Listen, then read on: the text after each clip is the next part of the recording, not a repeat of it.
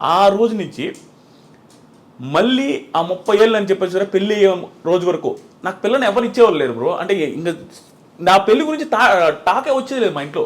ఎందుకు సంపాదించట్లేదన్నా లేకపోతే?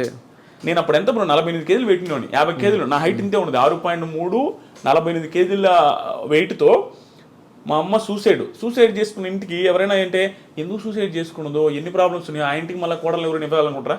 ప్లస్ మా ఇంట్లో మా చెల్లి అలాగే ఉంది, ఒక పర్సన్ హ్యాండిక్యాప్డ్ పర్సన్ ఉండే ఇంటికి ఎవరు ఇవ్వాలనుకోరు. అలాంటి సిచ్యువేషన్లో ఉన్న నాకు పెళ్లి తాట మా ఇంట్లో లేదు, నాకు లేదు, ప్లస్ అప్పులు నేను అందరికీ తెలుసు. ఆ పొజిషన్ నుంచి 30s నాకు ఎలా ఉన్నాడు చూడు, నా పెళ్లి కాలేదు.